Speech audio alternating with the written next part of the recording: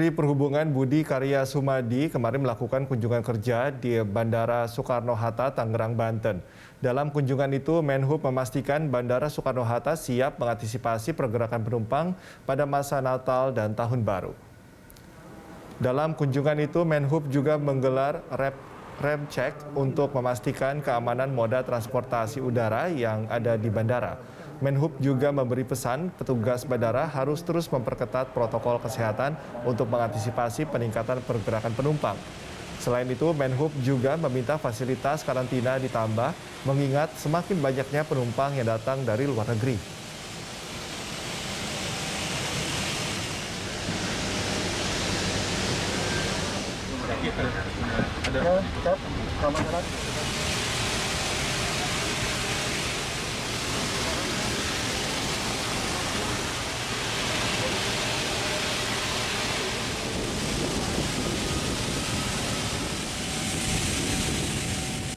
Tentu yang pertama adalah memperbanyak tempat karantina dengan menambah semacam wisma atlet, menambah hotel.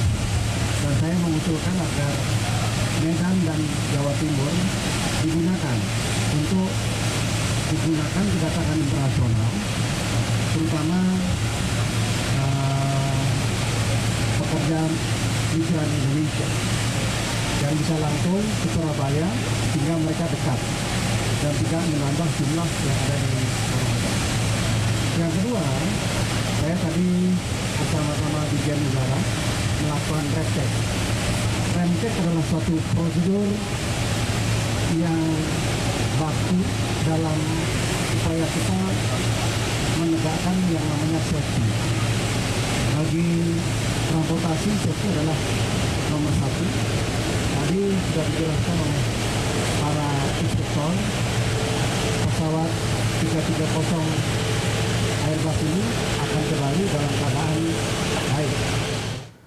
Dan untuk mengetahui penerapan pengetatan protokol kesehatan jelang libur Natal dan Tahun Baru di bandara, kita bergabung dengan rekan Putri Amanda dan juru kamera Fatan Jauhar yang kini berada di Bandara Soekarno-Hatta, Tangerang, Banten. Amanda, bagaimana persiapan pengetatan prokes di Bandara Soekarno-Hatta jelang libur Nataru? Menyusul kebijakan pemerintah memperketat kedatangan internasional di Bandara Soekarno-Hatta, kini Menteri Perhubungan juga meminta kepada Ditjen Perhubungan Udara untuk bisa melakukan pengecekan secara masif, yakni untuk kelayakan dari pesawat ataupun ramcek jelang libur Natal dan Tahun Baru 2022. Mengenai pergerakan pesawat sendiri, sebenarnya untuk perharinya saja, baik itu pesawat yang landing ataupun take off mencapai 700 pesawat. Dan kalau untuk kedatangan internasional ataupun penumpang yang datang dari luar negeri ke Indonesia, ini perharinya mencapai 4.000 penumpang. Untuk WNA ataupun WNI yang sudah tiba di Indonesia melalui Bandara Internasional Soekarno-Hatta, memang diwajibkan untuk melangsungkan PCR tes ulang. Dan bahkan sejauh ini untuk penerapan protokol kesehatan COVID-19 diperkuat melalui biosafety dan juga biosecurity management, di mana hal ini dilakukan oleh pihak dari PT Angkasa Pura II untuk mencegah masuknya kasus COVID-19 yakni varian Omicron. Dan sejauh ini juga sebenarnya untuk pengetatan tidak hanya dilakukan di Bandara Internasional Soekarno-Hatta, pengetatan juga dilakukan di Bandara Samratulangi Manado dan juga Bandara Ngurah Rai Bali. Dan nantinya jika baik itu WNA ataupun WNI yang memang datang ke Indonesia ataupun masuk ke Indonesia diwajibkan untuk melakukan karantina kesehatan selama 10 hari dan juga melangsungkan PCR test sebanyak 2 kali. Khusus untuk WNI yang datang dari 11 negara yang memang mengonfirmasi adanya transmisi varian Omicron, ini diwajibkan untuk bisa melakukan karantina kesehatan selama 14 hari dan juga dilakukan PCR test sebanyak 2 kali.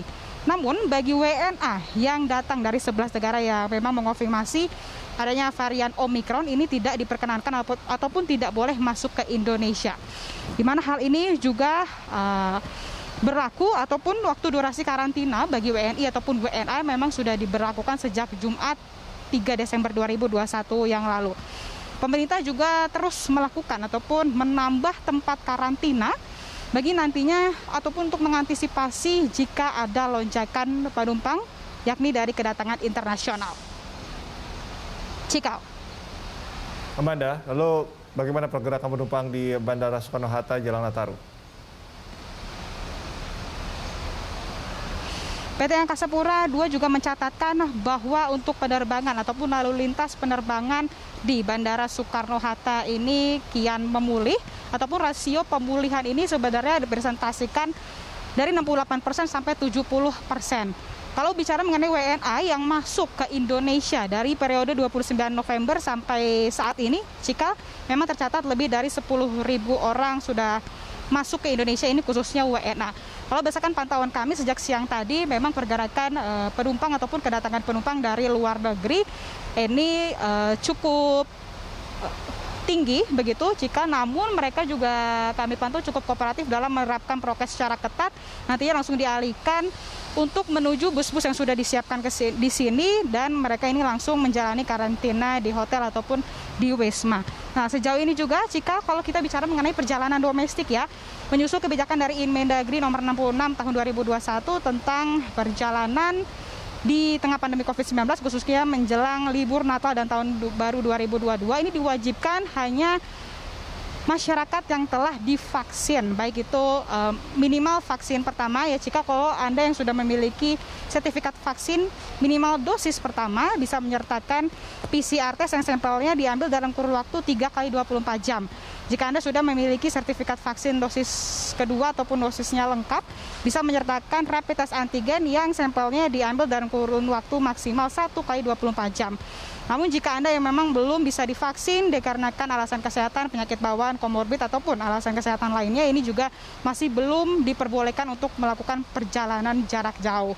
Di mana ketentuan-ketentuan yang sudah diambil oleh pemerintah, dalam hal ini melalui PT Angkasa Pura II untuk penerbangan di Bandara Internasional Soekarno-Hatta memang dilakukan pengetatan, Cika. Ini juga tentunya untuk mencegah, mendeteksi, dan juga mengatasi penyebaran COVID-19 khususnya varian Omikron. Cika. Baik, terima kasih Amanda atas laporan Anda. Pemirsa, demikian laporan rekan Putri Amanda dan juru kamera Fatan Jauhar langsung dari Bandara Soekarno